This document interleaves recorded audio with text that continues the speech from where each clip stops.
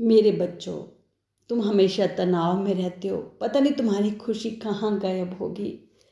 तुमने मनुष्य के रूप में जन्म लिया तो तुम्हारा जीवन जटिल होता गया। अगर तुम अन्य प्राणी के रूप में आए होते तो शायद तुम्हारा जीवन इतना जटिल ना होता। बस तुम्हें एक ही काम होता, खाना पीना सोना और बच्चे पैदा करना। पर तुमने इंसान के रूप में जन्म लिया। तुम्हारा दिमाग इन प्राणियों से थोड़ा अधिक, तुम और अधिक पाने की चाह करते।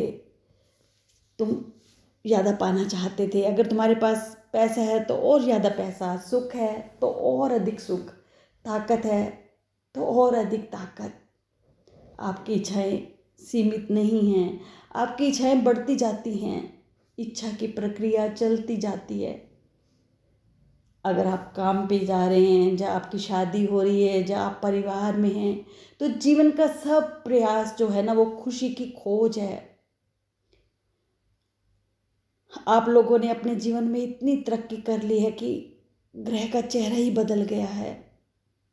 आज ऐसी सुख सुविधाएं हैं जिसकी पिछली पीढ़ी कभी कल्पना भी नहीं कर सकती थी। तुम लोग सबसे ज़्यादा खुशहाल पीढ़ी हो, फिर भी खुश नहीं हो। तुमने अपने जीवन की सुख सुविधाओं का तो ख्याल रखा, पर अपने मन की खुशी के बारे में कोई खोज नहीं की, इस पर कोई ध्यान नहीं दिया, जबकि इस पर बहुत ज़्यादा ज़रूरत थी। आपको देखें कि आप कैसे खुश रह सकते हैं।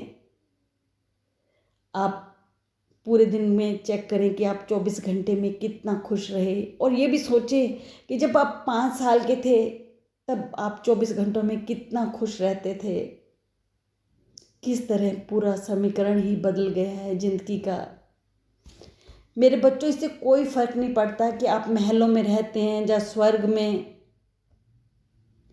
अगर आपकी भीतरी स्थिति खुशी नहीं है, मतलब आपकी भीतरी स्थिति में खुशी नहीं है, अच्छी नहीं है, तो आपको कोई भी फर्क नहीं पड़ने वाला कि आप कहाँ भी रहें। ये आपका मन परमानंद का स्रोत हो सकता था, लेकिन ज़्यादातर लोगों का मन दुख का स्रोत बन गया। चिंता, तनाव, डिप्रेशन, ये सब क्यों मेरे बच्चों? क्योंकि आप अपने आप को संभालना नहीं चाहते। एक ही समस्या है मेरे बच्चे, जैसा जीवन आप चाहते हैं ना वैसा नहीं हो रहा। आपके आसपास भी वैसे इंसान नहीं जैसा आप चाहते हैं। कोई आपकी इच्छाओं पर पूरा नहीं उतर रहा। आपने ये निष्कर्ष निकाल लिया कि तनाव ही जीवन का हिस्सा है, लेकिन इसका मुख्य कारण क्या है कि आपका अपने शरीर, मन और भावनाओं पर काबू नहीं है।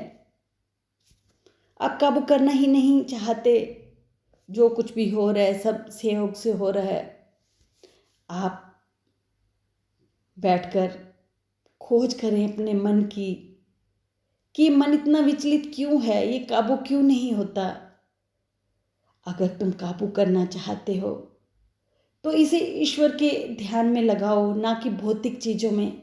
तुम इसे भौतिक चीज़ों में लगाते हो तो ये भौतिक चीज़ें नाशवान होने वाली हैं। जैसे ये भौतिक चीज़ें नाशवान होती हैं, तुम्हारे मन की खुशी भी चली जाती है। ईश्वर ने आनंद की अनुभूति सबको दी है मेरे बच्चों, पर तुम सब लोग भूल गए हो, अपने काम में इतना व्यस्त रह गए, खुशियों के लिए समय ही नहीं है।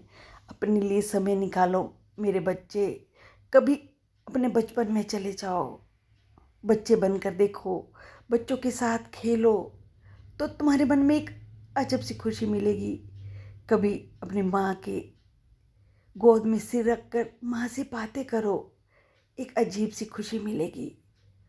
कभी अपने पुराने दोस्तों के साथ समय बिताओ, पुरानी बातें याद करो, तो तुम्हारे मन में एक अजीब सी खुशी मिलेगी।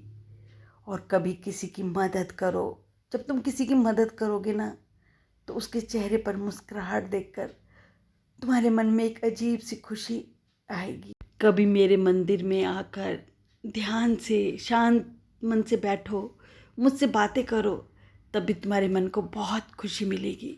मैं तुम्हें खुशियाँ देने की कोशिश करूँगा मेरे बच्चे। मैं इसी काम में ही लगा रहता हूँ कि तुम कैसे खुश रहो। मैं तुम्हारे लिए योजनाएं बनाता रहता हूँ। खुश रहना सीखो मेरे बच्चे, खुश रहो, हमेशा खुश रहो।